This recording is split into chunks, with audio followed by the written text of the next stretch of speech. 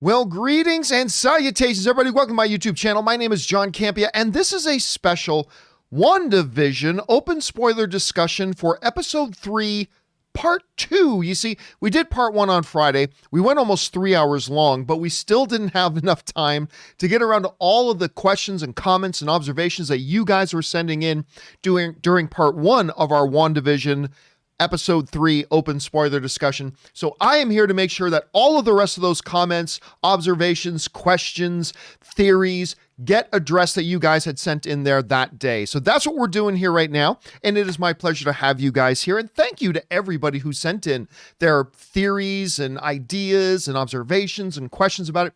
That was great fun. It's amazing what we as a fan community can do. A half-hour episode of television. We went almost 3 hours talking about it. And we're about to talk about it a little bit more.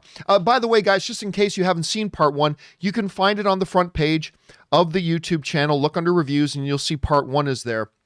This is part 2.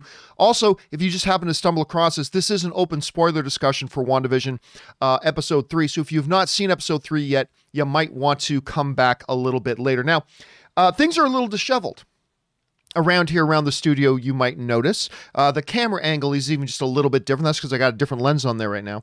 But that's because we've started the process of very slowly starting to take things down in the studio. We are moving. Ann and I are moving next Friday, or this coming Friday, I should say, into our first house. And so we're going to be moving in. I've got new studio space set up in the new house. Going to be moving into that. So things are going to look a little disheveled around here. I hope you don't mind the mess, ladies and gentlemen. Okay, with that down, let's start getting into those comments that you guys sent in. We're going to start off here with Patrick Conway, who writes, is Ralph basically Agnes's version of Maris Crane? So Agnes is Catherine Hahn. Ralph is the husband she's always mentioning of Maris. Niles's wife from Frasier, always mentioning, oh, that's good, Patrick. That's a good one. Okay. It took me a second to catch on, but that's, of course, in the show Frasier's brother Niles has a wife that he's always referring to, Maris, but you never actually see her during the show. Very well played, Patrick. Well played. All right.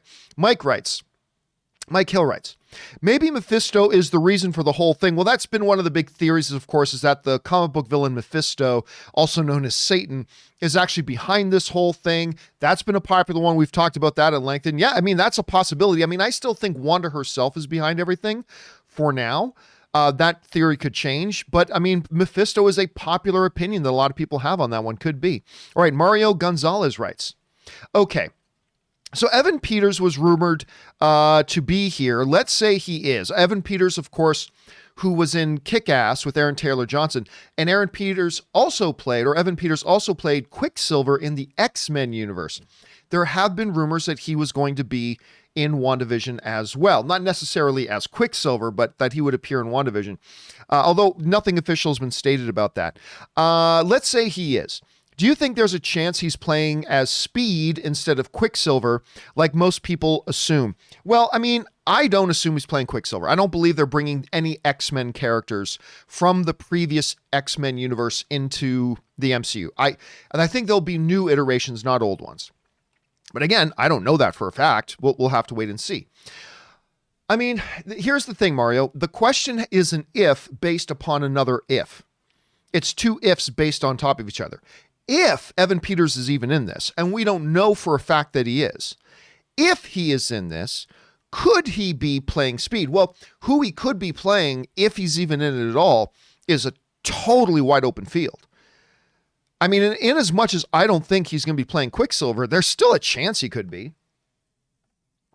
Until Kevin Feige comes out and says, hey guys, all these whispers around about Evan Peters playing Quicksilver, I can tell you he's not. Until Kevin Feige says that, I suppose it's a possibility. I don't think that's what they're doing. I'm pretty sure that's not what they're doing, but that's a possibility too. Speed becomes one. I mean, although that's a little... He played Quicksilver in the X-Men, now to have him play Speed here. I mean, I don't know. Possibility. The possibilities exist. You never know. First, we got to find out if he's even going to be in it or not. That's the first challenge we got to figure out. Is he even in it? Then we can start speculating about where he goes. But your theories is as good as anybody's, man. All right, next up. Dirk Walker writes, I strongly think Wanda is in complete control. But the only problem with that theory is that she didn't know Monica didn't belong at first. See, I don't think that's a problem. If Wanda is in complete control and Wanda's the cause of all of this, which again, for now, that's what I think too. Hold on to your pants though, because I could change my theory after we watch episode 4. But for now, I believe that. And her not realizing Monica at first didn't belong there, that's not a problem to me. Because I think first and foremost, the person she's trying to trick is herself.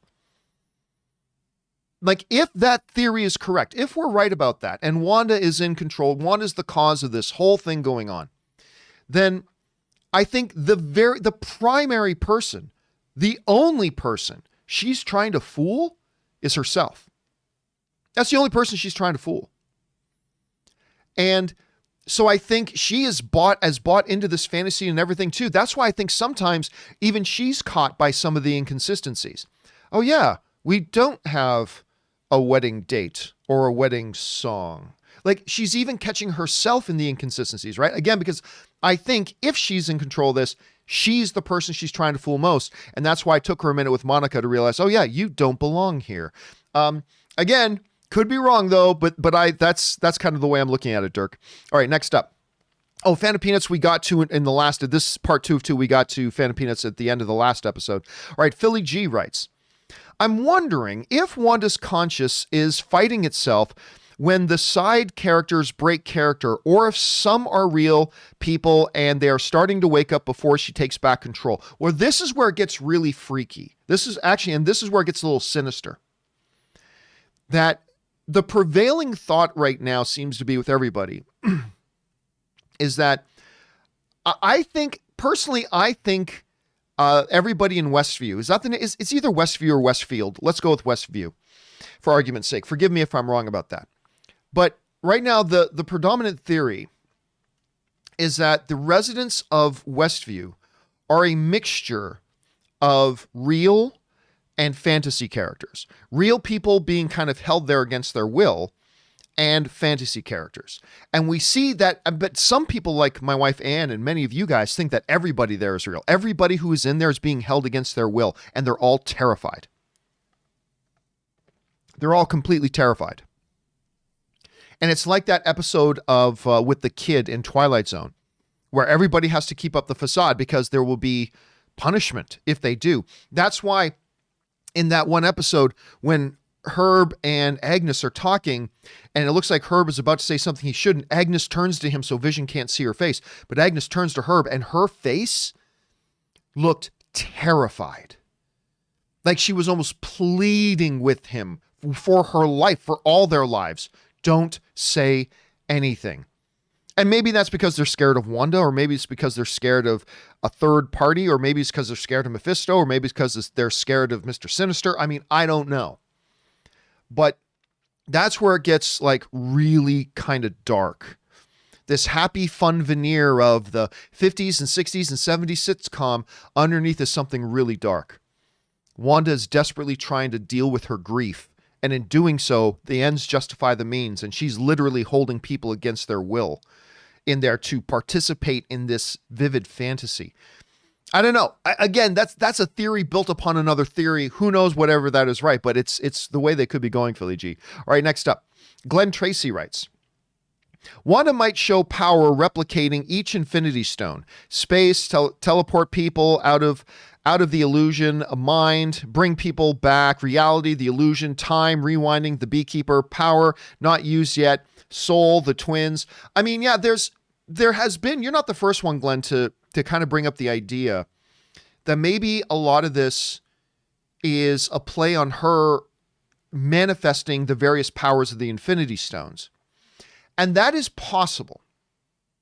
The big thing, and I expressed this in the last episode we did, the big thing that makes me think that they're not doing that specifically, and the thing that really makes me think they should not do it, is again the fact that haven't we already done 10 plus years of Infinity Stone stuff and 20 plus movies of Infinity Stone stuff, all culminating in Endgame? Didn't we already do 10 plus years and 20 plus movies? Are we still on Infinity Stones? Is that really what we're still stuck on? Has Marvel not been able to come up with anything else in the past 10, 11, 12 years now, other than Infinity Stones? Everything's Infinity Stones. So, I mean, I don't know. So I'm going to lean away from that. I mean, again, never underestimate, not that there is a direct connection between the comic books and the MCU. They are two different things. But still, the MCU draws from the comic books for inspiration. And you can't underestimate how powerful Wanda actually is. But, I mean, again, Glenn, you're not alone. You're not alone in that theory. There's a lot of different people who agree with you that this could all be pointing us towards something to do with the Infinity Stones themselves. And we'll have to wait and see. You could be exactly right about that. I don't think you're right, and I certainly hope you're not right, again, because I'll be disappointed in the lack of creativity by Marvel if that's the case. But we will have to wait and see. And even if it is Infinity Stones and it doesn't seem very creative, maybe they'll come up with something great for it. We'll see. All right. Marie Seafring. Thanks a lot for that, Glenn. Marie Seafring writes in, Mephisto could be a character, but might be something like an AIM/Hydra scientist rather than the devil, different from the comics. Oh, that's absolutely true. And again, we point back to something that I was just talking about. Just because something is some way in the comics does not mean that's the way it's going to be in the MCU. Just because someone is a certain way in the comics doesn't mean that someone will be that way in the MCU. And you're absolutely right. They could have a character named Mephisto who is fundamentally different from the Mephisto we know from the comic books. And there have been different iterations of Mephisto in the comic books, but yeah, you're right. It could very well be Mephisto, but absolutely not the Mephisto we know. They've done that before. And dare I say, they will do it again at some point. So that is absolutely a possibility, Marie. You're 100% right about that. Let's keep our eyes on that as we move forward. All right, James writes, could one of the future TV adaptations on WandaVision be like Modern Family or This Is Us? I mean, probably not This Is Us because that's not a sitcom. Everything so far has been sitcom. So Modern Family is absolutely in the cards. A Modern Family, Parks and Rec, The Office kind of thing. I mean, those are the three primary shows that use the fake docu-series kind of format, where this whole thing's a big documentary. I would have a hard time believing they won't play into that. That at some point it'll just be an interview with Vision. Well, as you can imagine, when Wanda said that we were having pot roast for dinner and I had secretly brought pot roast home for dinner, I just didn't want to make her feel bad. And then it cuts to the thing, all that kind of stuff. I will be, let's put it this way. I will be surprised if by the time they get into episode 6, 7 and whatever, if they don't replicate that format. I'll be surprised. So yes, I don't think This Is Us, but Modern Family, Parks and Rec, that sort of thing, I could definitely see them doing that. And I'll be surprised if they don't.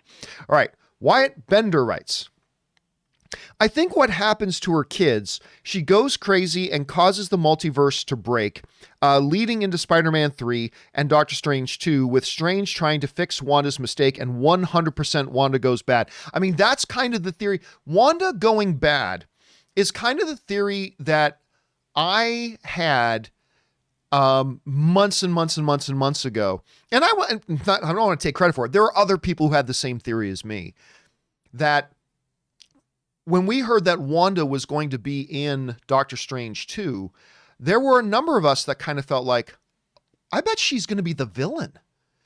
If not the villain in the proper term of villain, then the antagonist.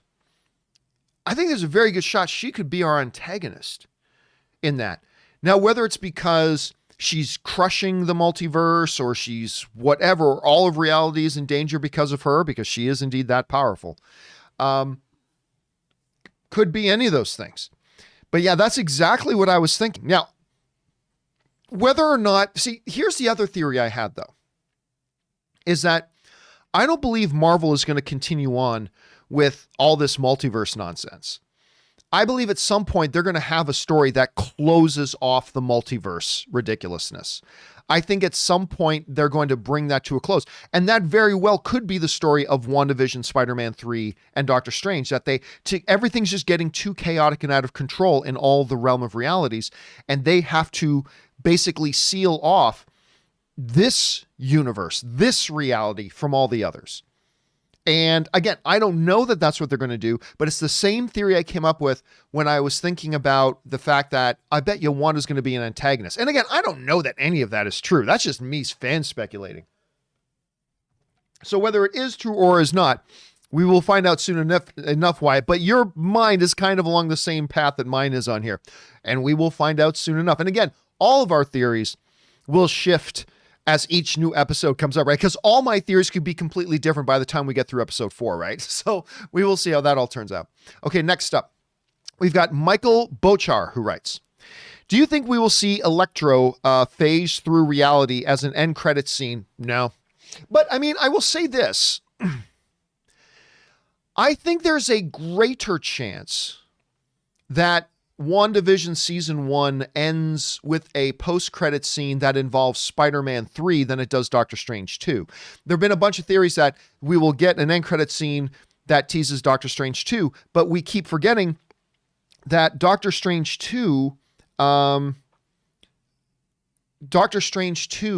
doesn't take place until after Spider-Man 3, right? The next up, which doesn't come for like 10 months, but the next chapter of this story comes up in Spider-Man 3. So I think, while I don't think we're going to see Electro phasing through, that is, I believe, more likely than Doctor Strange showing up.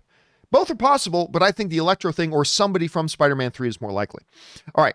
Fan of Peanuts. Thanks for that, Michael. Fan of Peanuts writes, do you actually think Wanda has the actual power then, in effect, to then, in effect, change or alter reality enough to bring a new version of another Vision to life? Possibly. I mean, they could. I mean, every time we see her, she's only gotten more powerful. And even the other characters have been starting to reference this, like even Okoye, who's like, why hasn't she been down here the entire time? I mean, the fact that she marches up on Thanos. I don't even know who you are. You will. And she nearly knocks him out, right? Thanos had to dig deep to win that fight. And it wasn't even win it clean. I think they have been hinting more and more. I don't even think she's tapped into just how powerful she is. Which, hey, listen, I'm thinking long-term now, but she may be too powerful for the MCU. I mean, Doctor Strange 2 could end with Wanda dying. She just might just be too powerful. She is literally a threat to all of reality. Now, again, this is me getting ahead of myself a little bit, but yeah, I do believe they could say she is that powerful. They haven't said she's that powerful yet, but they have given hints, and let's see where that goes as things progress here as we get into episode 4 of Fan of Peanuts. But I like the path you're thinking on. All right, D-Men05 writes, how creepy would it be if Wanda's using Vision's corpse to manifest him? Oh, that would be morbid. That would be really, really morbid. Although Vision's corpse is really a husk. By the end of Endgame, his corpse was really just a husk. I would almost see it as being easier for her just to manifest a version of him in some way, but that's getting dark, D-Men. That's getting dark, but maybe that's the way they'll go, and maybe I'll like it. All right, Johnny YouTube writes, the glitch, resetting reality, imagine more coming. Maybe. That could be it, but I mean, we'll have to see. Maybe they'll expand upon that in the upcoming episodes that we get to, Johnny. All right, fan of YouTube also, or sorry, fan of Peanuts writes, I mixed the previous two names. A fan of Peanuts writes, and if she succeeds to bring a new version of Vision to life, do you think when of it, let me try this again. And if she succeeds to bring a new version of Vision to life, do you think when of if she loses him for a third time against her will that she snaps? I mean, she's already lost him twice.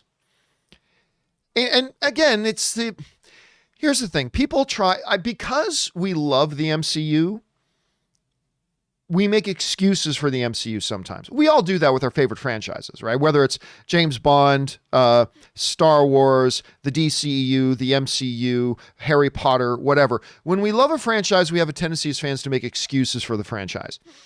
One of the things that has bothered me most about the MCU, and I love the MCU, I love it, but it's not perfect. And the one thing that they do that truly irritates me is all the fake deaths. It's the fake death universe.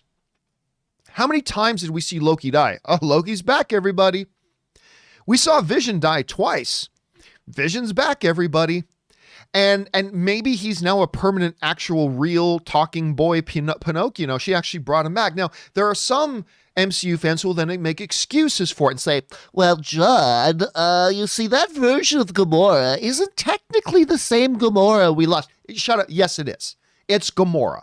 You can try to use semantics all you want. They said, oh, boo-hoo, Gamora died in this big sad thing. Oh, don't worry, Gamora's back. Well, I mean, John, yeah, this is not technically the same Loki. No, Loki's back. All right? We saw Loki die 17 times, and for the 18th time, he's back.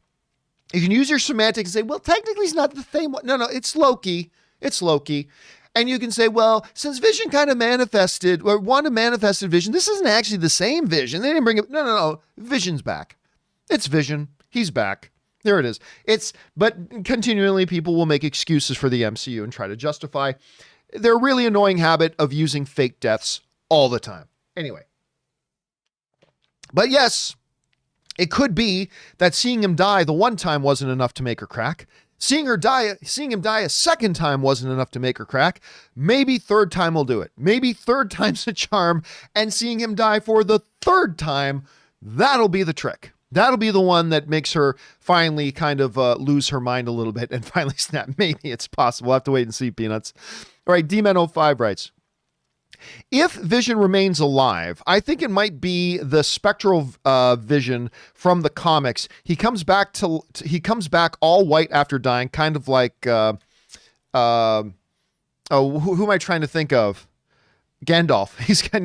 Now he's Vision the White. Now all white after dying, and his human side is all but gone. I mean, yeah, that is totally a possibility. Again, don't count on that just because it's in the comics. The comics and the MCU, I should say, are two separate things. But they do sometimes draw on that stuff, and that becomes a possibility. And again, there's no reason to believe they couldn't do that because Kevin Feige always brings back dead characters. Always. The only one we haven't seen come back yet is Quicksilver, and I'm getting the feeling we're going to see that one back pretty soon. And when I say the only one, I'm talking about like main MCU characters. Main MCU characters. Not the villains or anything, but the heroes. What hero, aside from Quicksilver, I'm sure there's more than one, but aside from Quicksilver, what main hero in the MCU has died that hasn't come back? I mean, you could say Tony Stark, but he'll be back. He's just not back yet. We already know, Cap never died, okay? So we'll give him that one. Cap never died. He just came back as old man Steve. So we'll give him that one. We'll give them that one. But who else hasn't come back? I mean, so Loki died, came back.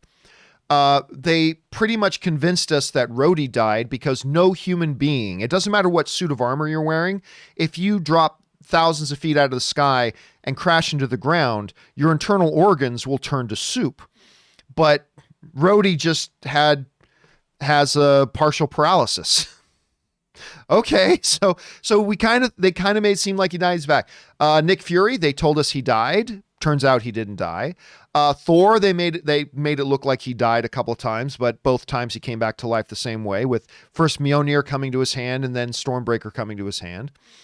Loki has died 38 times right now. Gamora died, came back. Who else has died and come back? We have Vision died and come back. Spider-Man died and came back. All the people from the Snap died and came back. And it's just, I'm trying to think of any other than Quicksilver who has died and hasn't come back. And they may, correct that oversight in WandaVision. We will see. All right. But anyway, that is a possibility, D-Men, because there is a reference there. So maybe they will. I don't think they will, but it's definitely a possibility. All right. Next up, Colin Flynn writes, Hex equals 6. Yes, the hexagon. Plus the clock missing the digit. I reckon Wanda did a deal with Mephisto to bring Viz back, and he'll take the kids in return. Then Wanda snaps. That's a very specific theory.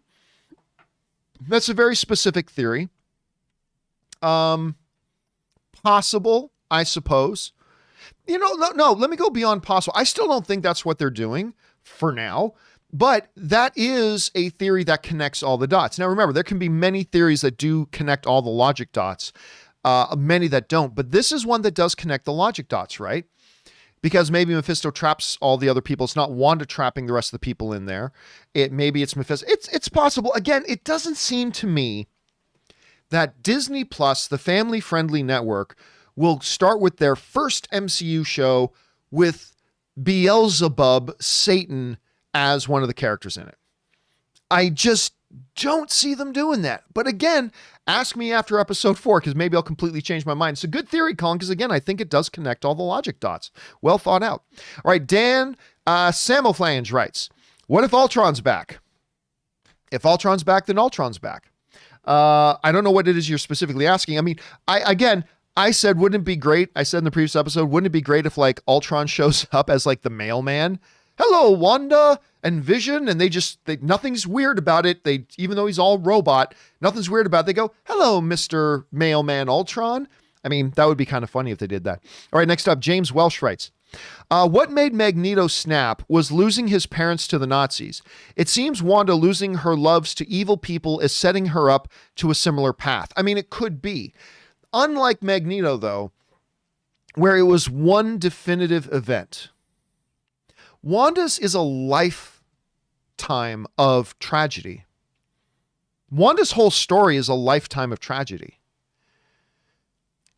And again, it's one of the really cool things about this veneer of 50s and 60s sitcom. Hello, dear, everything's happy and perfect. When really Wanda's entire life has been marked by major tragedy after major tragedy. She loses her family. She loses her country. Then she loses her brother. By her family, I mean her mom and dad and everything, who I believe are the two adults that appear in all of the commercials in WandaVision. I believe those are her parents. Might not be, but that's what I'm thinking right now. Then she loses her brother. Then she loses Vision. Well, then she loses half of her family, like the Avengers split up. Then she gets to this relationship with Vision. She falls in love with Vision. Then he dies. Then he's back. And then he dies again. That's been her whole life. That's what has defined her whole life. So unlike Magneto, where it was that moment as a child being torn and separated from his parents when he knew they were being taken off to be murdered, that was it. His life path had been set. Wanda's is a different story. It's a longer story, but no less tragic. You know what I mean? No less tragic. Anyway, nice observation there, man. All right. Eric Garcia writes, I think this Vision is from another universe. I mean, it could be, but again, that's one of the reasons I don't like multiverse nonsense, is because it takes away any consequences or any stakes. There are no consequences and there are no stakes. When you have this open multiverse, nothing matters. Nothing matters. Oh no, Vision died horribly. No problem. Just open a celestial portal and let's bring in another Vision. And then another. There we go. Vision's back. And that is one of the big downsides. Multiverse creates interesting storytelling opportunities, but it also removes that and time travel. They remove any sense of consequences, any sense of stakes, any sense of anything being at risk. There is no downside because everything's fixed with multiverse. All right. Oh no, I don't know. Black Widow dies. Oh no, no problem. Open up a celestial portal of time infusion and we'll just bring in a different one from a different universe. There we go. All fixed. All nice. Everything's good again, everybody. Everything's good again. And that's one of the things I don't like about multiverse. And so, I mean, that is possible, but I think it's deeper than that. I think it's a new manifestation. But you could be right, Eric. Let's keep our eyes open on that.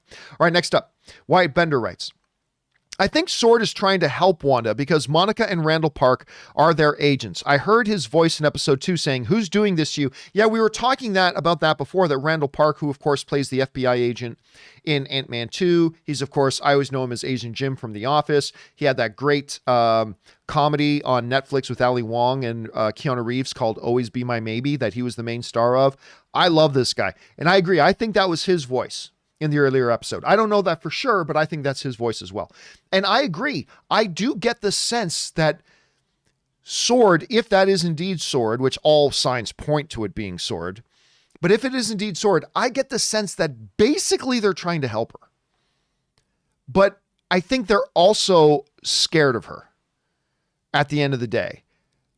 And if some of our theories are right, and I'm sure some of our theories are right and a bunch of our theories are wrong, but if some of our theories are right and she's doing all this and she's holding all these people prisoner to live out this fantasy of hers, I mean, it could put Sword in a very interesting position. So could be, man. Could be. All right.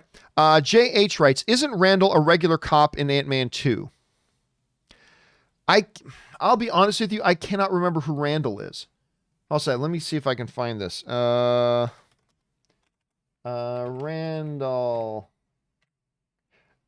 Oh, you're talking about Randall Park. Well, no, he's not a regular. I think he's in the FBI. I thought you meant a character named Randall. Sorry about that. Randall Park, who we were just talking about. I think he was in the FBI. I don't think he was just a regular cop. And I mean, Sword, being a relatively new organization, Sword gets all of their agents probably from other agencies. Remember, Maria Hill was going in for an interview at one point. I might not be remembering that part right. But yeah, there you go. All right, next up. Philly G writes, Did you notice Vision called the Doctor Mr. Doctor, like the joke from the first confrontation between Doctor Strange and Caecilius? I always forget how to pronounce the Doctor Strange's villain's name. What was it, Caecilius? Anyway, it's yeah, it was funny actually. No, I have to admit I did not notice it. I did not notice it. If I did, I probably just wrote it off as, that's the thing. To him, he is just the Doctor and Mr. But I don't remember that being said. Next time I go back and watch it, and I will have, what I will do before episode 4, when episode 4 drops, I will probably watch all 3 episodes first again, and then watch episode 4. And when I do that, I will keep my eye open for that, Philly, because I don't think I either was paying attention or I didn't notice the first time around. Thank you for putting that on my radar, and I'll keep my eye open for that next time. All right. Jack Master Nord writes, 30% over under that Nick Fury shows up by the end. Again, there's a possibility. You know what? That's a good line too. 30%, that's low. That's a good line. I'll take under, but if you had set the line at like 15%, I might have taken the over, because that's a possibility and it would be very consistent with what's gone on in the rest of the MCU. And we know Nick Fury is going to play a part, continue to play a big part in the MCU moving forward. So I'm going to take under 30, but not by much. That was a really good line to set, Jack Master. Well done. Good line setting. I'm going to take the under because you've set the line really well when you struggle with whether to take the over or the under. Because if you had said 70% that he comes in, easy, under 70%. If you had said 2%, oh, well, that's easy, over 2%. But when you set the number at a line where you got to struggle, that means you set a really good number. And I'm struggling with it a bit, but I will take the under. I will take the under 30%. All right. Alexander Kent writes, what about the necklace? What's that about? Thanks. Well, I mean, it appears to be a Sword logo. So I guess that's some kind of communication device or whatever. But yeah, my guess is that's a Sword logo. And I think, we were talking a little bit earlier that my guess right now is that the main person Wanda is trying to fool is herself. And I think she probably kind of recognized it as well. So that's my guess on that, Alexander. All right, next up. Fan of Peanuts writes, Wanda may bring Vision to life and her friends will force her to lose her again because he was falsely created from her alternate reality. Hashtag Wanda will lose it. I mean, yes, they could. Again, she didn't lose it having him die the first time. She didn't lose it having him die the second time, but she loses it having him die the third time. But I mean, it could be an accumulative effect, right?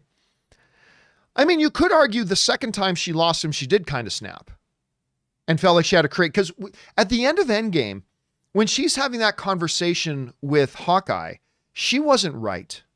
You know what I mean?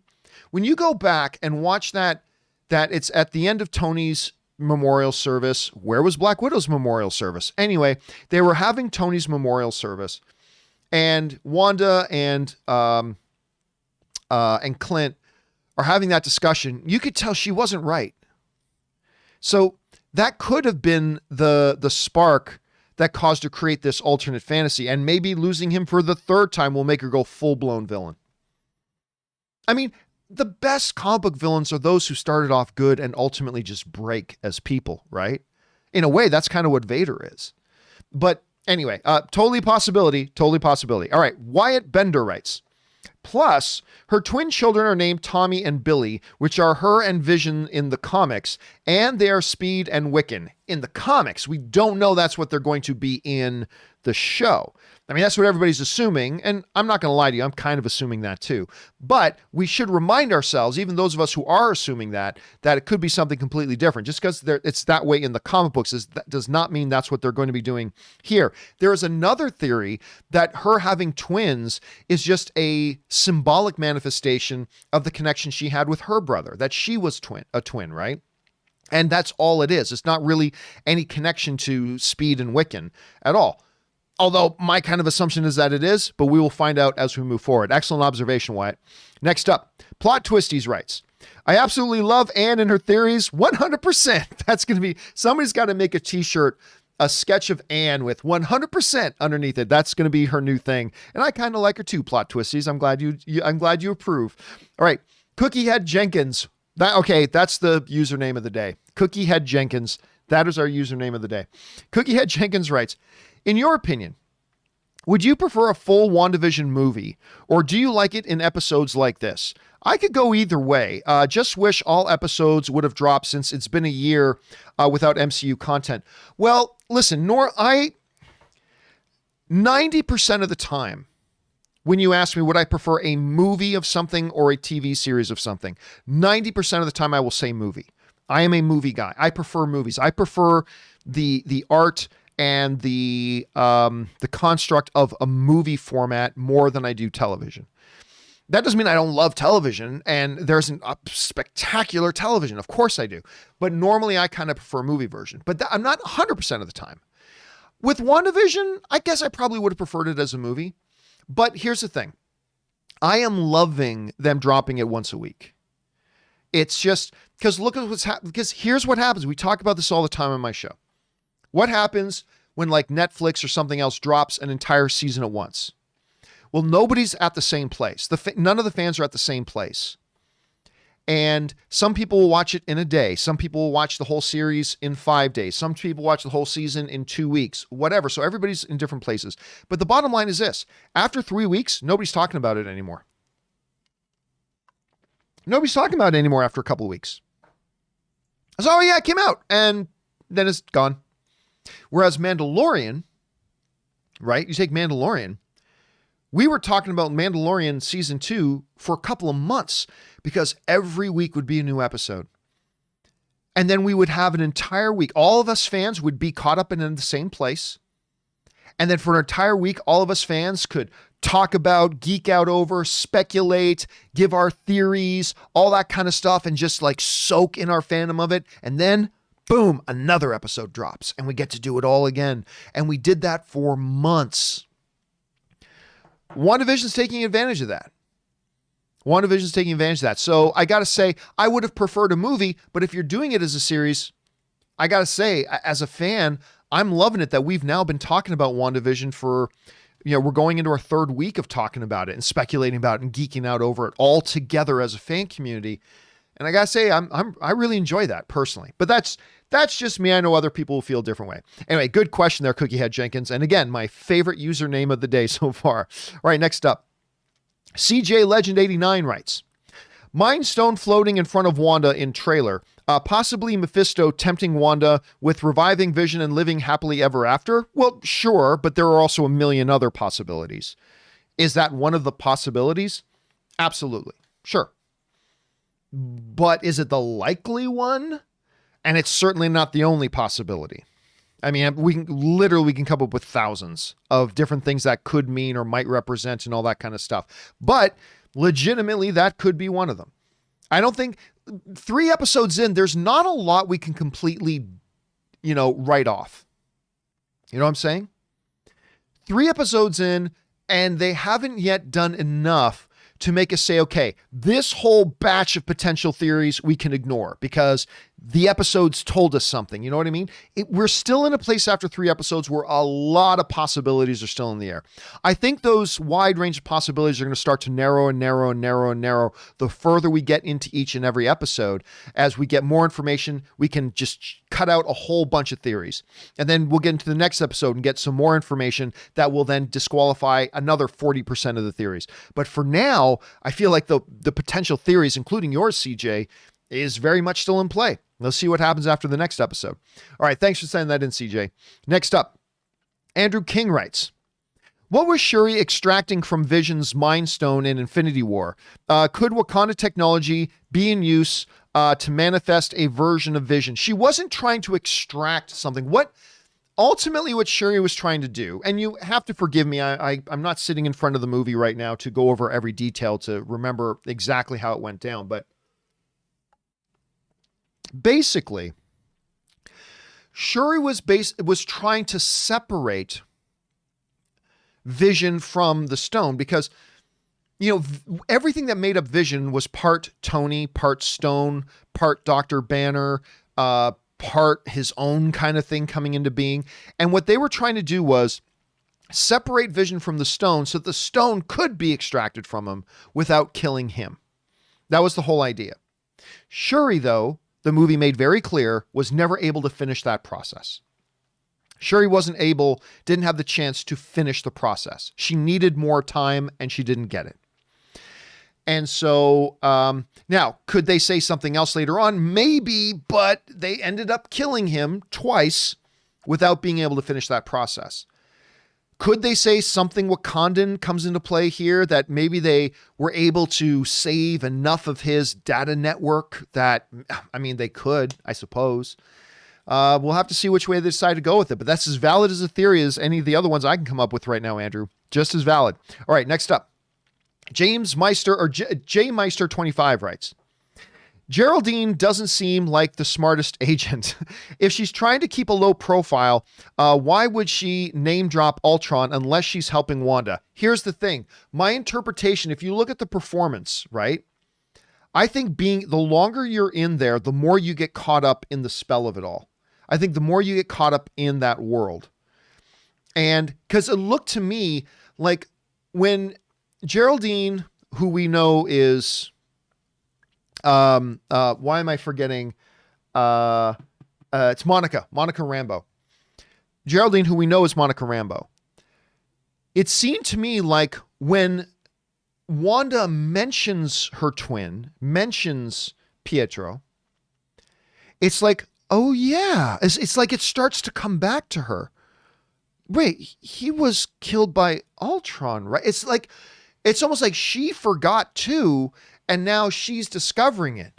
So I think we're going to find out more. I definitely think we're going to find out more about Geraldine or Monica Rambeau in episode 4 now that she's outside of the bubble. And I think we're going to find out that she was like mind absorbed into it too. And then the mentioning of Pietro and the twin and Wanda, it's like, oh yeah, made her realize. Because when she said it, she was like, yeah, Wanda, he was killed by Ultron. It wasn't like that. It was, oh yeah, he was killed by Ultron. It was just coming back to her. You know what I mean? So I think we're gonna have to cut her some slack, but again, I think we'll find out more once we get into episode 4. All right. Midtown Mike writes and sends in like a $20 super chat. Thank you, Midtown Mike, for supporting the channel on that level. We appreciate that, man. All right. I want to see how Vision reacts now that Wanda lied to him. She went home after being told by Herb and nosy neighbor, Miss Khan, Geraldine has no home. How the mystery is starting to fall apart. Hey, listen, I'm glad you pointed this one out because to me, this was a big deal that I'm not seeing a lot of other people make. Up until this point in the show, right? Wanda treats Vision like her partner. Like her husband, right? She hasn't lied to him. When he starts to figure out something's wrong, she resets, but she doesn't outright lie to him. That end was not only creepy. The end of episode 3 wasn't just creepy because, she, ejected Monica out of the fantasy bubble and how dark her tone seemed to get. It was the first time she outright explicitly lied to Vision. Now she's keeping things from him. Well, I mean, you can make the argument she has been the whole time, but you know what I mean. Oh, she had to go home, dear. She had to go home. Now, I think it was in part 1 of this spoiler discussion. I said, I think it was one of our viewers came up with a theory, like, what if Vision's the one who figures it out? And I said, yeah, totally. I think what ultimately is going to happen here, because remember, this show isn't called Wanda. It's called WandaVision. I think right now, after just 3 episodes, could totally be wrong. I could totally change my mind later. But right now, I think Vision will figure this all out. And the ultimate conclusion of this series will be sparked by Vision putting all the pieces together. And this has just become a big part of that. And now we're going to start to see Vision hide things from Wanda. Because I don't think Vision will want Wanda to just snap her fingers and reset his memory. You know what I mean? And this whole thing of, I was just told she doesn't have a home. He's going to keep that to himself. And I think he is bit by bit going to start to put all the pieces of the puzzle himself together. So whether they or not they actually do it that way, we'll have to see. But I think that's what they're going to do. Okay, thanks for that, Midtown Mike. Mad1306 writes, if the twins aren't real, but only an illusion, Wanda might bring them into reality, like how the girl in Elm Street brought Freddy Hats into the real world. I mean, that's possible too. We can't underestimate right now. We just don't know how powerful Wanda is. We can't underestimate that she literally just brought them into being. I personally think they're part of the fantasy right now, but again, ask me after episode 4. I could totally change my mind on that. I'm not totally convinced of that at all. So we will have to wait and see. But again, when you understand that right now we cannot underestimate just how powerful Wanda is, when you really get that, then you understand that the possibilities right now are endless. It is, and by the way, Anne had a theory that she talked about on the last episode. Like, what if Wanda had been pregnant the whole time? Like, what if this whole fantasy world of hers, she was already pregnant, but she just didn't have the pregnancy on her visible or part of her conscious mind. And it only became a part of her fantasy because she was literally right about to give birth. And maybe she had been born, like she'd been pregnant this whole time, or maybe she just brought them into being right then and there. I mean, there's so many possibilities when you understand that we still don't know the limits of her power. I mean, if she wasn't all that powerful, then we could write off some of these theories as being nonsense. But when you understand just how powerful she is, that is totally something we have to consider. For now, we'll see what happens as the episodes progress. All right, thanks a lot for that, Mad. All right, next up, we've got David Rivera writes, I think the stork represents Mephisto coming for the babies, and that's why she wasn't able to make it go away despite using her powers. See, it's an interesting theory. The one thing that makes me kind of lean against it is that traditionally the stork is the symbol of babies arriving, not to take babies away. The stork is more of a symbol of babies arriving. And that was a manifestation that, yep, babies are about to arrive. Maybe, or maybe you're right. Maybe it's the antithesis of that. And the stork itself will be the opposite of that and is the symbol of, I'm taking your babies away. Maybe. It's possible. Again, I think it was more the representation of what it traditionally is, the symbol of things coming. Still, why was it manifested? It's a great question. All right. Sebastianos writes, and sends in like a $25 super chat. Thank you so much, man, for supporting the channel on that level. Appreciate that very much. What is Wanda is being, you probably meant what if Wanda is being manipulated by Mephisto? She is the bad guy. And then Doctor Strange saves her and they turn on him to stomp him. Just seems fun. Don't see that all happening in WandaVision. I don't see Doctor Strange playing a big part of that in WandaVision. And again, I mean, that is possible. And I'm not willing to bet any money that Mephisto isn't involved. I'm just saying right now, I don't think he is. Like, let's see what happens after episode 4 or 5. I might become totally convinced that he is. Again, to me, it seems unlikely that the family-friendly Disney Plus would make their very first MCU thing, and the villain is literally Satan. I just don't know that they go there. But It is certainly a possibility. But then again, it leads up to think, even if Mephisto is a part of this, does it actually end with Doctor Strange showing up and Doctor Strange, Wanda, and Vision all team up against Mephisto and all that kind of stuff? I don't know. And then is Mephisto the type of character that you actually make a 3 big movie arc out of? I don't know about that either. But I can't write that off right now, Sebastianos. I can't write that off. I have not seen, unlike episodes 1, 2, and 3, which I got to see before everybody else, I have not seen episode 4. So I'm no longer ahead of everybody at all. Insofar as knowing what's coming up, I'm not ahead of anybody.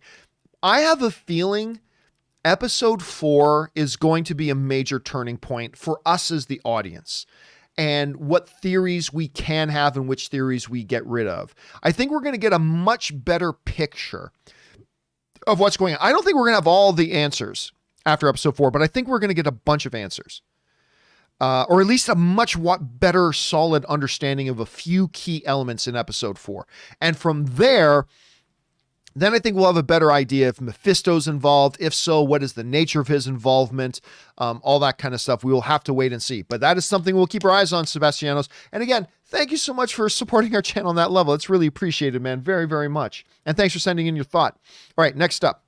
Benjamin Mason writes, I have a feeling this whole show is the foundation of how Tobey Maguire and Andrew Garfield come back in Spider-Man 3. I think Wanda opens up multiverse and wreaks havoc. I don't think so.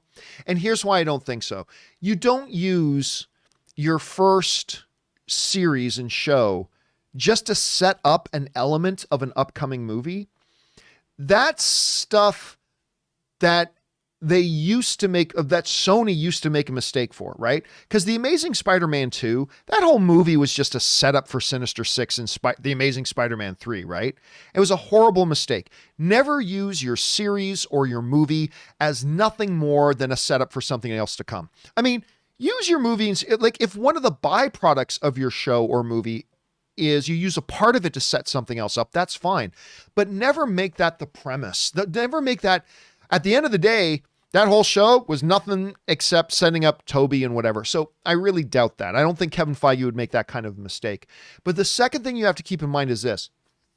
Even if Tobey Maguire and Andrew Garfield are in Spider-Man 3, which we still don't know, like whatever people are saying on various websites, the bottom line is nobody knows. I believe they are at this point. And like right now, I think they are. I think there's enough going around out there. It seems that they are. But even the people who are convinced that they are, the whole feeling right now is that Toby and Andrew play a very small part in Spider-Man 3. An important part, but small. And do you then, now bring that back to WandaVision. Do you just really do WandaVision where just the whole point of it at the end of it was to create a scenario where Andrew and Toby can come in when they're really just going to be minor secondary characters in that next movie? I don't think they do things that way. I really don't. So I'm going to guess for now, Benjamin, that I don't agree with you on that. But we live in a world where Jamie Foxx is coming back as Electro. So let's see. Can't write it off as impossible at this point. I don't think that's what's going to happen. I think you're incorrect on this. But I don't know you're incorrect on it. I think you're incorrect, but I don't know you're incorrect. So let's see how it continues to evolve. All right, thanks for sending that in, man. J Meister 25 writes, theory. The twins are planted and the stork represents the real world that Wanda can't keep out. The babies are real and Wanda is actually shocked.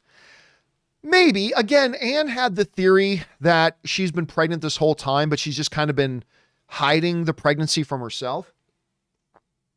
That's certainly one of the possibilities in play. But the stork then who sent the stork? You know? And then why did it do the sitcom-y thing of, oh no, somebody's about to see me. I'll blend in with the stork painting on the wall. Look at me. I'm just a painting on the wall. So Monica won't know what I am. You know what I mean? So it's a good theory. I don't believe it. I don't think the stork represented the real world. Again, the stork is a symbol of bringing something as opposed to something taking away. But we will see how that sort of unfolds as we move forward. All right. Next up, we've got CJ Legend 89 writes, the Mind Stone floating in front of Wanda in the series trailer could be Mephisto making a deal with Wanda that Vision will be revived and she will live happily ever after. I don't know if that was you that sent that in. Somebody just sent in almost an identical one about that, right? And again, that is a possibility. That is a possibility. Of course, it is also, once again, holding on to the theory that Mephisto will be in there. And right now, we don't know that.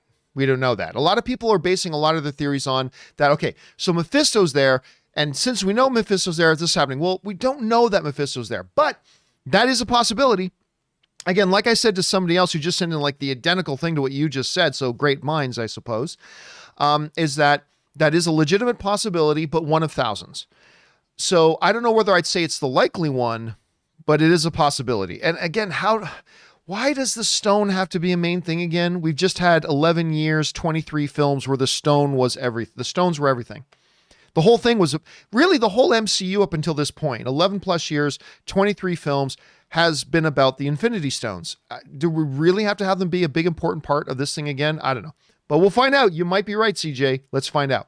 All right, Jaron Morris writes, another person who has a slight connection with Wanda is Clint. He had a few meaningful, heartfelt moments with her. Over under 15% he shows up. Oh, no, I honestly don't know if anybody, including Cap, other than Vision, I don't know that anybody has a closer connection to Wanda than him. Like if you go all the way back to Age of Ultron, I mean, he has been her touchstone in many ways, right? He has been that figure for her. And I think that's why I thought it was very appropriate that at the end of Endgame, it was the two of them having that conversation. So I will say, you know what? I don't think it's likely that Clint shows up. I don't think it's likely that Hawkeye shows up. But that 15% is a low number. So I'm going to say over 15%. Again, I still don't think it's likely, but 15% is really low. I will take the over action on that, Jaron. That's a good line to set. So yeah, and I think your logic there is totally sound. So let's see if he's got his own show coming, so he very well could make an appearance. I'll take the over on 15%. All right, next up. Hank Jones writes, I keep staying through the credits because they're awesome, and I think they're a foreshadowing of something. I'm probably just crazy. Dude, you're not. I've done the exact same thing. And by the way, they are very creative, right? Like they just look beautiful. So don't think for a second that you're being crazy, Hank, because maybe if you are, I'm crazy too, because so far I stay through all the credits as well. I absolutely, completely do. So next time you do it, remember, you're not alone, brother. You're not alone. All right, next up. Comic Quirks with Jimmy writes, Wanda is strong enough to destroy the stone. Could she be strong enough to remake it? It's possible. I mean, again, like we were saying a little bit earlier, we should not underestimate how powerful she could be. Now, breaking something is an entirely different thing than creating something, right? Like this laptop over here, I don't know if you can see it. This is the laptop, the thing my hands are on. This is my laptop. You can't quite see it in picture right now. But this laptop, I could easily break it. It's easy for me to smash it. I have the physical power to smash that laptop. Most of us do. I have the physical power to smash it. Can I then recreate it? Well, that is an entirely different thing. And an Infinity Stone with the power of eternity in it. Does Wanda have the power to create an Infinity Stone? In essence, creating, meaning she is even more powerful than the Infinity Stones themselves. That's a stretch. Again, I'm not saying it's impossible because we should not underestimate just how powerful Wanda would be. But if they say that Wanda can literally bring an Infinity Stone into being, that is implying that she herself is more powerful than the Infinity Stones. And that is a very, very big thing. But if you go back to one of the other theories I kind of propped up earlier, maybe the whole point of these next three films is that Wanda is so powerful that she can't be allowed to exist. I mean, this whole thing could be leading to a very, very tragic end for Wanda. And it could be a little bit of Planet Hulk, right? I mean, at the end of the day, that's what Planet Hulk and World War Hulk were all about. Hulk is just too powerful. I mean, there was other problems too. Bruce couldn't really control him and all that kind of stuff, but Hulk's just too powerful. Because when he loses it, it's cataclysmic for the world. And he's got to go. And they strap him into a ship and send him off into space. Ends up on a planet, becomes a gladiator, raises a rebellion, becomes ruler, comes back to Earth all pissed off. Blah, blah. I mean, but that could be, in a sense, what we're getting with Wanda right now, too.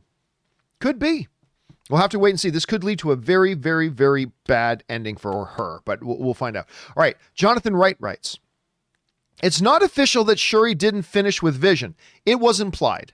It was clearly implied that she did not finish. But, I mean, yeah, you could play around that if you want, but if you watch the movie and you asked anybody reasonable and said, do you think the movie was just saying she didn't get a chance to finish or that she did finish? Clearly, the movie was implying she didn't get a chance to finish. But I felt they left it pretty open-ended whether she did or didn't. No, I don't think they left that open at all. That's not to say they can't play around with it. I mean, they can pull a stunt. Like, look, it's like Star Wars, right? The Star Wars clearly implies that the last time Vader and Obi-Wan saw each other was the Battle of Mustafar. They clearly implied that. They also clearly implied in Star Wars that Luke was the only Jedi left in the galaxy, or that Ben was like, I'm the last of my kind, and now you're our last hope, and Luke was it. But what did Star Wars do? Star Wars took massive liberties, which they have the right to do, and said, actually, there's like 55 other Jedi running around out there. Oh, and actually, now they're saying with the new Obi-Wan show, Vader will be in it, and they will have seen each other against his Mustafar. So, look, to me, I don't think there's any way to watch the end of Endgame and reasonably not come to the conclusion that, oh yeah, it's clear she didn't get to finish. That was part of the tragedy of the story. She didn't get to finish. Now, they can go back and rewrite history if they want, which, you know, Star Wars has done, and that's under Disney banners too, but I never once felt like, oh, that's completely open-ended. It's just a mystery if she fit. No, I think it was pretty clearly being implied she just didn't get a chance to finish. She was still saying she needed more time. But, you know, that doesn't mean they won't take liberties with it. Because, you know, we didn't actually hear Shuri say, damn it, if only I had time to finish what I was doing. I mean, we didn't get her to hear say that. So they could play around with it. But again, that's going to be, to me, a little bit of a cheat because that was the clearly implied message. And I think that's what it will be at the ultimate. Whatever way they try to explain Vision now, I think it will be in a way that affirms that, yes, she didn't get a chance to finish what she was doing and Vision died. And now he's back somehow, but we'll have to wait and see. And who knows, Jonathan, maybe we'll get in episode 4 and 5 and we'll find out that you were exactly right. Let's wait and find out. All right, next up. Let's see here. Andy Anthony writes, in the comics, Mephisto was destroyed by Franklin Richards, who was like one of the most psychotically powerful beings ever brought into the into Marvel Comics. Franklin Richards is just like psychotically powerful. Anyway, and when he reformed, was missing 5 power fragments of his essence, and Wanda trapped them, one of 2, and made them into her children. Then after that, Mephisto regained the fragments of his essence and destroyed the kids, 2 of 2. Yeah, I think that's not going to be something that plays into the MCU. This is I believe, I don't know for a fact, I'm saying is what I think. What I think is this is one of those instances where something happening in the comic is a completely separate thing. I don't believe that's going to be part of what's going on here at all. Because first of all, we would need backstory to Mephisto, which we don't have right now. So I don't think now, could they borrow an element or two from that story and bring it in? Possibly. Again, right. I'm not even convinced that Mephisto is going to be part of this story at all yet. Again, ask me after episode 4. I may totally change my mind. But again, I think this is one of those things where, yeah, it's in the comics, but the comics and the MCU are 2 completely different things. And I think was it Willow who said this earlier? Or I can't, somebody brought this up earlier. They said, hey, maybe we get a character named Mephisto, but it's totally different from the Mephisto we understand in the comic books. Again, Civil War was nothing like the comic book story of Civil War. Ultron was very unlike the story, the comic book story of Ultron. X-Men Days of Future Past, completely unlike the actual story of X-Men Days of Future Past. So I just because something happens in the comics, don't think that that gives us any indication about what actually happens in the show or the movie, as the case may be. But it doesn't mean it's not something we can kind of keep on the shelf and say, let's see if these elements come into play, because they do take elements and borrow elements. They just usually apply them in different ways than the comic books did. But we'll have to wait and see. Thanks for sending that in, Andy. All right, next up. Andrew White writes, I want Han, that's Catherine Hahn, to be Agatha Harkness for no other reason than Harkness is Fantastic Four's nanny for Franklin, and we could get more Han in the future. I mean, that's a big theory right now, that Agnes is actually Agatha Harkness, who is a Salem witch trial era witch. Actually, she's been around since before that. She comes in, and in many ways was a mentor at some points as well to Wanda. They have dropped some hints. They could just be little winks of the eye that Kevin Feige has given us. But I mean, the fact that in the one commercial, she's in the full witch outfit, right? That she wears the brooch. She clearly has a larger role to play here than what Agnes lets on, especially with that horrified look she gives Herb earlier on in episode, I believe that was episode 3. So listen, whether she's Agatha Harkness or not. And by the way, again, just because Agatha Harkness was, a babysitter for the Fantastic Four, that doesn't mean that that's what they would do in the MCU. Remember, they're two totally different things. But whether Catherine Hahn, look, Randall Park is a great example. Just because even if Catherine Hahn isn't Agatha Harkness, that doesn't mean her character can't be somebody significant and they can't come back and use her again. And even if she is Agatha Harkness, that doesn't in any way, shape, or form means in the MCU they're going to use her as a babysitter for Fantastic Four. Just because that happened in the comic books is no indication that that's what they'd have in the MCU. But again, not being Agatha Harkness doesn't mean they can't bring her back and use her. I mean, it's Catherine Hahn. She's amazing. So they could use her in many, many different ways. We'll have to see what they actually do with that, though, Andrew. All right, next up. Bert Hughes writes, I agree with Ann 100%. Wanda is going to be the tragic, broken villain, and I feel sorry for whoever tries to take away her twins and Vision. Yep. Even if it is Mephisto, the whole MCU will pay for it. Love it. Again, so many great stories have as a part of them an antagonist that was at one point just a broken person, right? Just an utterly broken person. That's some of the best. I mean, like I said earlier, ultimately that's what Vader is, kind of, in a way. And if they go that route, which would be incredibly ballsy of them to do, but if they go that route, it'll be one of the great tragedies, because again, we talked about this a little bit earlier. Wanda's entire life story is a tragedy. From the earliest of her young years, to the loss of her parents, to the loss of her nation, to the death of her brother, to losing half of her Avengers adopted family because of the Civil War, the death of Vision again, and now whatever's going to happen here in WandaVision, her entire life has been a Shakespearean tragedy. And that would make a very rich, when you get somebody that broken, they make the most interesting antagonist sometimes. And that could be the way they're going, Bert. We don't know, but I mean, it'd be interesting if they do. All right. Just in Time writes, Angry Wanda equals real threat to everyone. Completely agree. I mean, she could be like one of the biggest threats the world has ever seen. I don't know that that's the way they're going, but it totally could be. Mr. Murder Nickel writes, that's another really good name today. Mr. Murder Nickel writes, what if her kids are in her head and by the end she loses them? Then she says, no more children. Too dark? Oh, like she decides to wipe out children from the face of the earth? Oh my God. Okay, follow us here. Here's why I find this kind of fascinating. We talked about this on the last episode. In the recent Spider-Man 3 set photos that came out, There's a big bulletin board with a lot of bulletins on it about Mysterio and Spider-Man, and those are the ones that everybody paid attention to.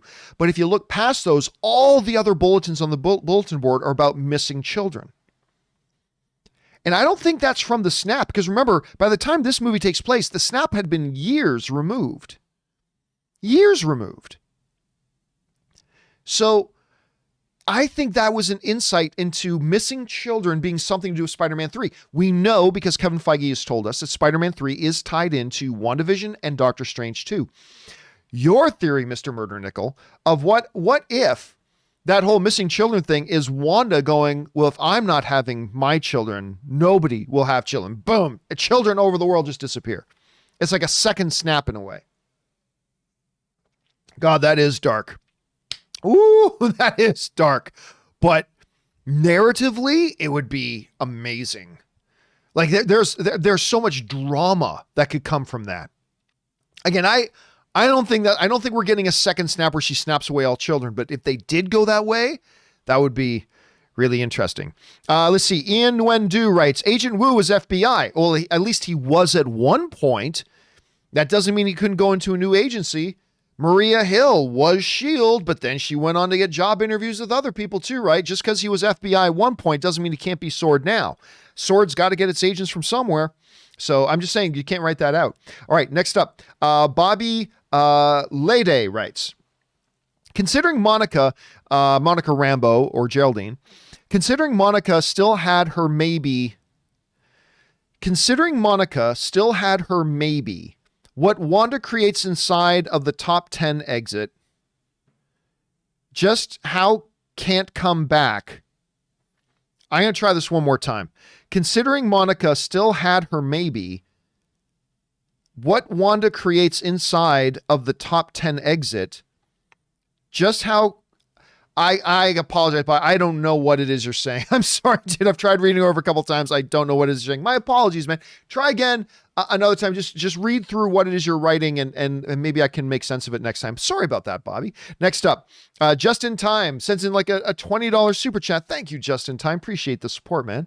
When Wanda reversed time, it made me realize she's in control, but was tricked by Agnes or whoever, and is unknowingly creating chaos around her. Monica outfit staying on her proves that what happens can follow to current time.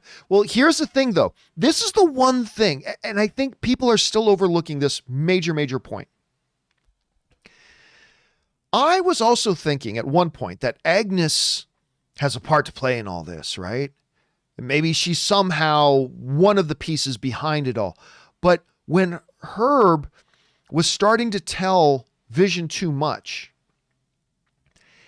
if Agnes was part of the plot, the evil plot, then when she turned to Herb, she would have given him a look of, don't you dare say another word, right? That would be the look on her face. Instead, what was it? She turned to Herb and looked terrified, absolutely terrified. I don't know if I can, give me one quick second here. I'm going to see if I can bring this up. I'm not sure I'm going to be able to, but let me try this just for a second. Anyway, it was that moment to me was an incredibly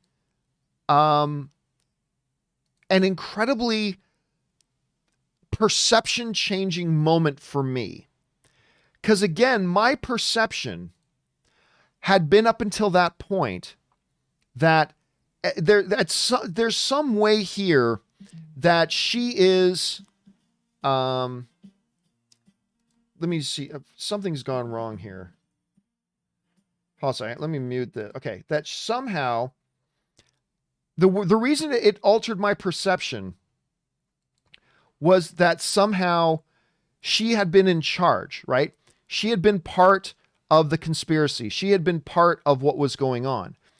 But then when she gives him that look, when she gives Herb that look, it fundamentally changes what I saw and what I thought. Now, I'm going to see if I can bring this up here. Just give me one quick second here as I'm kind of looking at the scene right now, and she's just looking absolutely mortified. Like Vision says to Herb, what is it you're trying to tell me? This is when Agnes and Herb had been telling him, something's weird with her. Like she doesn't have a home, right? Let me see if I can bring this up right now.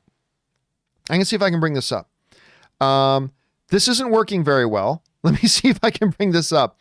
So what happens is, oh yeah, here we go.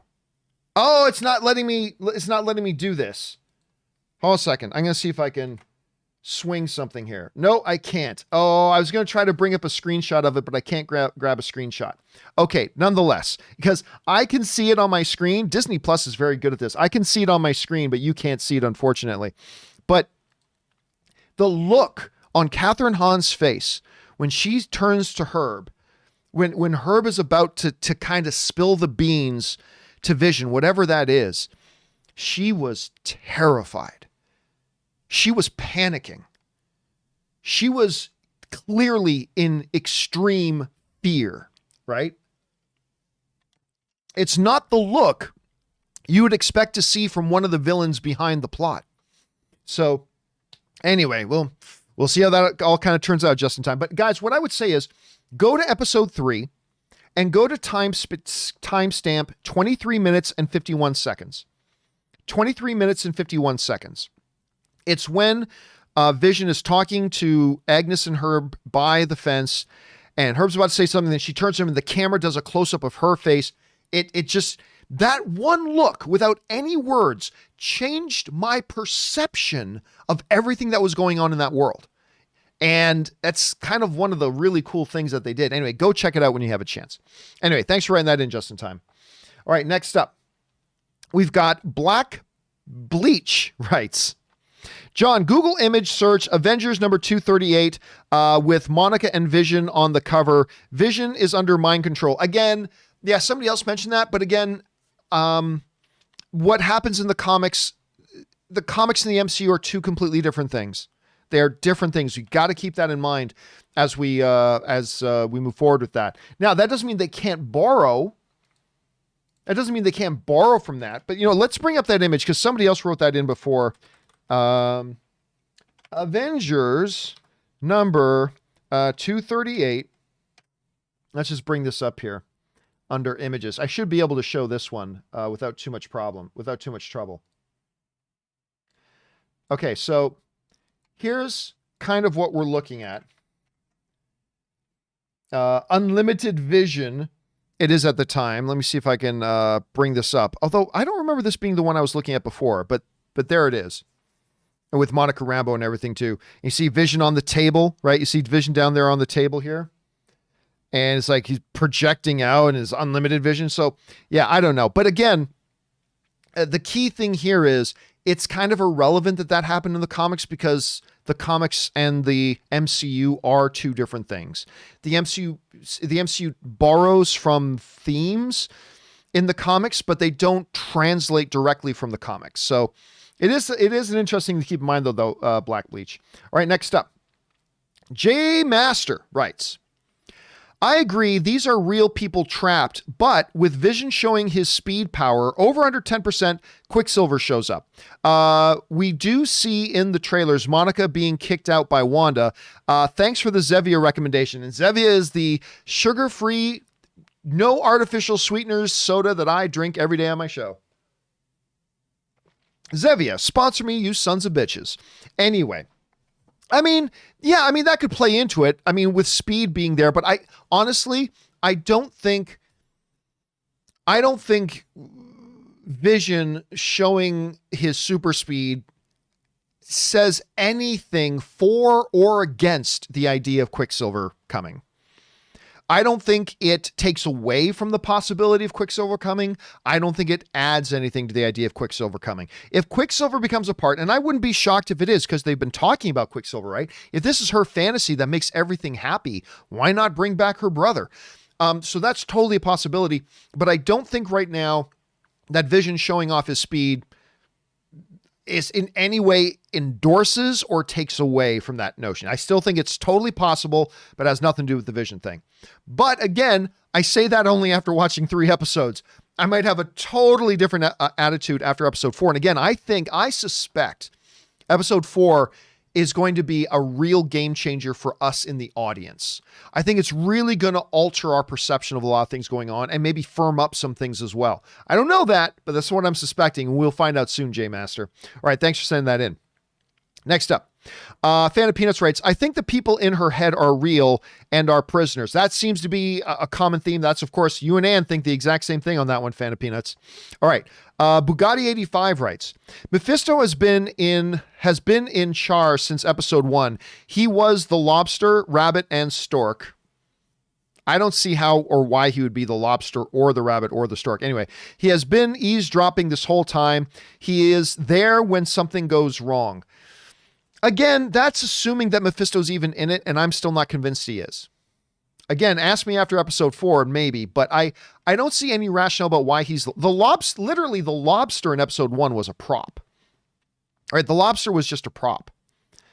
The rabbit might be something more, but even then, the rabbit to me just seemed like a prop. The stork is interesting. But again, to me right now, there's other more rational, we're talking about WandaVision. There seems to be a lot of other theories that seem more consistent with this WandaVision world. Like it's just her manifesting it because of it's symbolic of the arrival of babies. And then it blends into the wall in a very sitcom-y kind of way. So I don't know. But again, Bugatti, after episode 4, I might get 100% on board with your theory on that. We'll have to wait and see. All right. Thanks for sharing your thoughts with everybody, man. All right, Just Plain Steve writes, do you think this whole multiverse theme is going to just be contained to WandaVision, Spider-Man, and Doctor Strange, or is this series laying the foundation for the next multi-year, multi-movie saga? I, right now, believe it's just going to be contained. And again, because I believe if you really follow through on the logic of multiverse, it becomes an unmanageable mess. There's no rules anymore. No stories have any consequences or any long-term effects because everything is fixed with just another alternate realities version of it. And and remember too, in the comics themselves realized at some point everything was getting way out of hand, and they had these big major events to say wipe out all the alternate worlds, and they brought everything into one reality. It's kind of what CW just did with their Crisis on Infinite Earths, right? They just brought everything into one reality. I think, and I have nothing to, again, as I said earlier before, Just Plain Steve, that I don't have anything to back this up with. This is just pure fan theory on my part. Just pure fan theory that could be right, could be wrong. Who knows?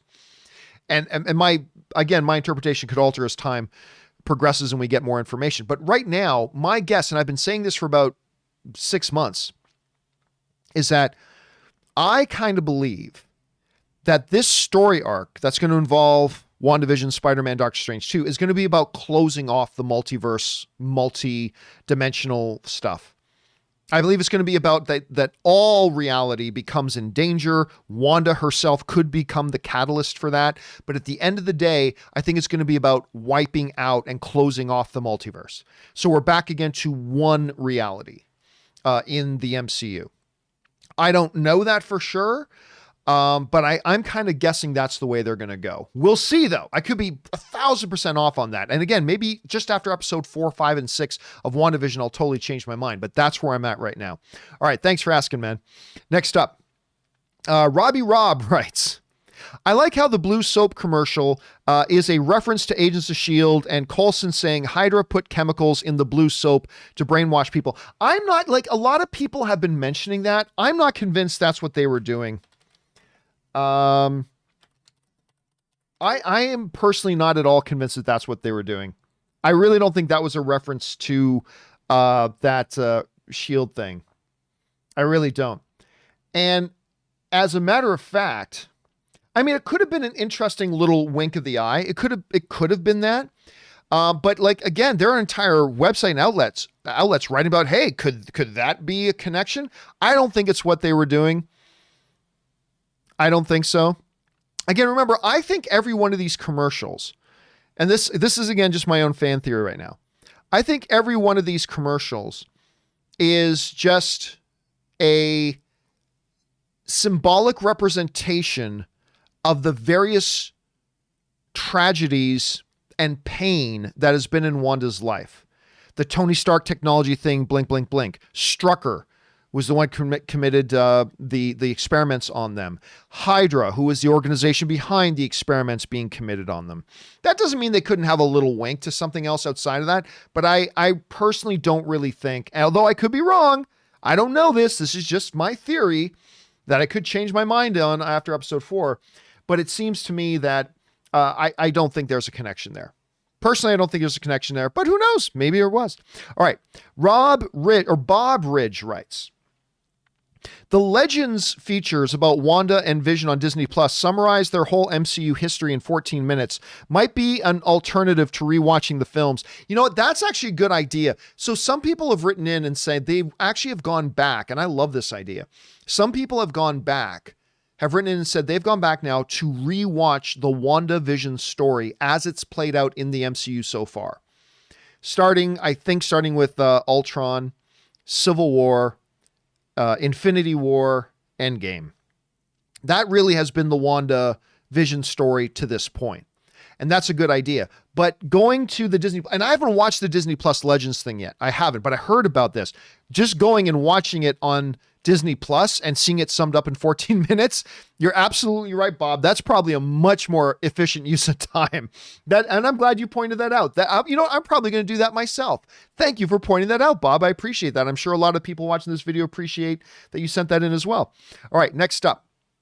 Cam K writes, so if not Mephisto, what's the devil references? Also, in the comics, Mephisto helps Spider-Man conceal his identity again, which our current Peter needs. Again, I don't think there's any connection there. And again, making the mistake of saying, well, in the comics, this happened. So that's what they're doing here. Remember, MCU and the comic books, two completely separate things.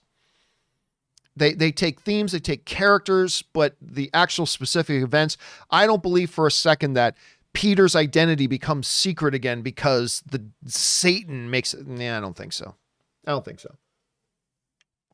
I think we can find references in everything. Now, remember, I'm saying right now that I don't think Mephisto will be part of it, but I don't feel real certain about that. I certainly don't feel very certain about that.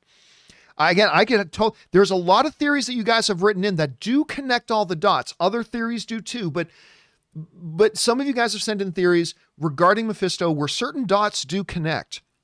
And I certainly think that's a possibility.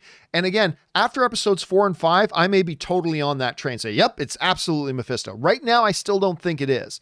But we'll see, Cam K. We'll find out soon enough.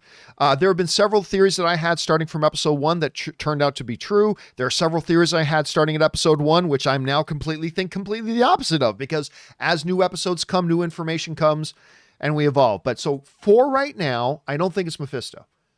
But I also don't think it's impossible. I think there have been certain theories put out there where all the logic dots do connect. So we'll see what happens in the upcoming episodes. Thanks for sending that in, Cam. All right. Frostbite 3 writes, Vision, my wife and the flying saucers. Wanda, my husband and his indestructible head. Thanos enters room. Yeah. Well, not just Thanos, she herself. I mean, that's the first thing went through my head. When we hear Wanda, I think it's in episode 1. Yeah, with the dishes going around and my husband and his indestructible head. It's like, could that be subconscious pain that she herself blew up his damn head? Because remember, the first time he dies, it's at her hands. I mean, he wanted her to, but she blew up the Infinity Stone, thus blowing up his head. That killed him. So it almost felt like there was a layer of tragedy under the funny joke. My husband and his indestructible head. Oh, the indestructible head that you yourself blew up, killing him? Could be a little bit of that in there. Frostbite could be a little bit of that in there. Good observation. All right, Daniel Weiss writes, forget the MCU. I just want a full-time show of Wanda and Vision in a 70s sitcom. Dude, I'll tell you what. My wife, Anne, she would go all the way back to the 50s and 60s one. I mean, the 70s one was good too. Don't get me wrong. The 70s one was really good. And I enjoyed the 70s era stuff. But man, there was something like really fun and really special about the 50s and 60s era in there. It was so charming and so neat. But the 70s was too. So I don't think they're going to give us that. I don't think we're going to get a full-time show in those eras. But it has been really, really nice what they've been doing. All right, next up. Samuel Shin writes, considering she will be in his film, I feel like we'll get an appearance from Strange. Also, I do think Pietro will make an appearance too. Again, I don't see why not. I'm not saying Pietro will. I'm just saying I don't see why not. If this is some kind of fantasy world of hers where she's kind of correcting all the pain she's ever had, then her brother, why not? She's going to bring Vision back through hook or by crook, but if Vision's there, why not her brother? Right? So that's a possibility. Will he be fantasy? That's another question as well. The Strange appearance, I still don't see why we should assume that there will be a Strange appearance. I don't see why we should assume that. Right? It's like saying, if we try to look at it in hindsight, well, Ant-Man is in Captain America Civil War, right? That means Captain America will make an appearance in the first Ant-Man movie. Like, so if we could go back in time, if we knew before the first Ant-Man movie came out, that in a couple of years, Ant-Man will be a part of Captain America Civil War, would we then go, oh, well, then the upcoming Ant-Man 1 movie, well, clearly then Captain America will be in it since Ant-Man will be in that one? Obviously not, right? Obviously not. So yeah, I don't think so. I don't think we're getting Doctor Strange. Again, I would feel better about the idea that Doctor Strange would be in it if Doctor Strange was the next movie. You know, in this story of WandaVision, Spider-Man 3, Doctor Strange 2, if Doctor Strange was the next chapter, then I could see that happening. But right now, I'm going to lean towards no. But again, just leaning. You never know. He absolutely could. But again, I think there's more of a chance, like somebody wrote in earlier, I think there's more of a chance that we get a Spider-Man cameo, whether it's Spidey or one of the Spidey characters, since that is the next movie in order, right? That's the next one coming. That's a part of this story. So that would make more sense to me. But we'll find out. We'll find out. All right. Tyler Pfeiffer writes, Mordo was set up as the villain for Doctor Strange 2. So, if Wanda does turn heel, will they team up or will Mordo re-team with Strange, or maybe Wanda stays good? I mean, all I know is I want Chiwetel Ejiofor back. I was so excited when I found out that Chiwetel Ejiofor was going to be in Doctor Strange because he is like absolutely one of my favorite actors on the planet right now. I think that dude can just do like no wrong. He's just like one of the best in the world. I love that guy. And I love the post-credits scene in Doctor Strange setting up Mordo as coming back, that he's now going to be the villain. Too many wizards, all this kind of stuff. I think, you know, we haven't had a proper villain. See, here's the thing. It's a neat idea to see two arch nemeses come together to work together. But right now, we haven't had anything where we've seen Mordo and Strange against each other yet. We haven't seen that yet. So I have a feeling that we'll see Mordo working again, this is all predicated on a theory based on another theory based on another theory. But I mean, if we don't even know that Wanda is going to be the villain in Doctor Strange 2, we're just kind of guessing that right now. But if Wanda is the villain, I could more see Mordo working with her, I would guess, because we haven't even seen Strange and Mordo work against each other yet. So that'll be my guess for now. We'll see how that evolves. All right, next up. Strange Marvel Theories writes, and sends in like a $25 super chat. Thank you, Strange Marvel Theories. Appreciate that, man. The people in WandaVision are being harvested for their bioelectric energy. Sounds like the Matrix. Through emotions, and the twins are going to be worsenized by AIM and Hydra, trying to revive Project Insight as living embodiments of the project. Okay, that is Strange Marvel Theory right there. I don't know. I don't think so. I don't think Hydra or AIM are a part of this. Again, that's one of the theories that I've totally done a 180 on, because after episode 1, I'm like, totally AIM. It's totally AIM. This is all AIM, AIM.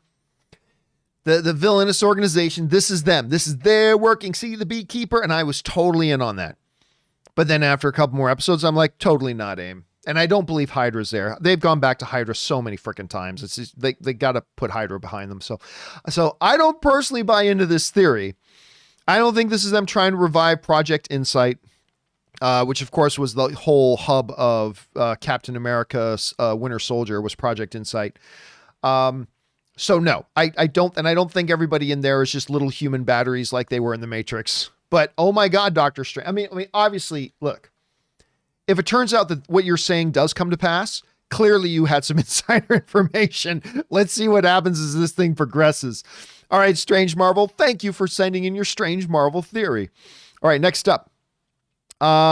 Strange Marvel Theorist also writes, 23 on the calendar represents the birthday paradox. Somebody else wrote in something like that. I'm not sure I buy into that, though. All right, Brian Carter writes, one of two. I think the stork is like the water and the power going out of control from Wanda's power. The description of the episodes does say that she struggles to control her powers during labor. True. But is that, I mean, it's one thing for power to go out. It's another thing for a physical stork to manifest, a living creature being to manifest and walk around. So was that her subconscious projecting the fact that her babies are about to arrive? And of course, the stork is a physical symbol of babies coming and babies arriving. That's traditionally the symbol of what they represent. Maybe as it represent, other people think it was Mephisto doing something, but I lean a little bit more towards that the stork was a result of Wanda. Whether it was her subconscious doing it, some people had the theory that it was one of the unborn babies, like one of the fetuses who is now a sentient being and already knows what's going on and knows what a stork is. Maybe, I guess. But we've seen several theories, right? The theory that it's Mephisto doing it, the theory that it's one of the unborn children doing it. And the one I kind of lean towards here, Brandon, seems more in line with what you're thinking too. I kind of also believe it was Wanda. Whether by design or by subconscious physical manifestation thing, much like a subconscious manifestation of her water breaks, the water pipes break, power going on and off, the laundry machine overflowing, all that kind of stuff, a subconscious manifestation of the pain she was in, symbolic of what it was to come, all that kind of stuff is all there and a part of it. And with that, guys, we are now all through all the questions that got sent in, which means we've probably done in total 4.5 hours of discussion over that 130-minute episode, that tells you how dead freaking serious us in the film fan community are about talking about this stuff. Anyway, guys, thank you so much for, number one, your patience, because it took like 2 days for me to get around to finishing this thing off. Of course, Ann and I are getting ready to move, so we have a lot of things going on too, but thank you for sending in all your theories. I'm sure some of them are just batshit crazy and totally wrong, and some of them are batshit crazy and might end up being absolutely right. It's going to be fun to see as we progress, and I'm excited for it as well. Don't forget, this coming Friday, Ann and I will Thursday night at midnight, or early Friday morning. Of course, the new episode of WandaVision comes out. We will give you a bunch of hours to watch it. And then Ann and I at 4 p.m. Pacific Standard Time, that's LA time, cross-check with whatever time zone you're in to see what time that is for you. But at 4 p.m. Pacific Standard Time, Los Angeles time, on Friday, Ann and I from the new studio. You know what? That'll be the first show that Ann and I will be doing from the new studio. Will be Friday's WandaVision recap. WandaVision open spoiler discussion. Anyway, we do hope you guys come back and visit us. So many thoughts, so many theories, so many things we totally believe right now, which we may totally change our minds about in just 6 days. Anyway, guys, thank you so much for being here and being a part of this. Don't forget, guys, if you haven't done so already, why don't you take a second and click on that subscribe button, become a subscriber to the John Campea YouTube channel. It'll keep you up to date on all the things that we've got going on here. And hopefully you'll become a regular part visiting us around here. All right, guys, that will do it for me. Thanks a lot for being here. My name's John Campea, and until next time, my friends, bye-bye.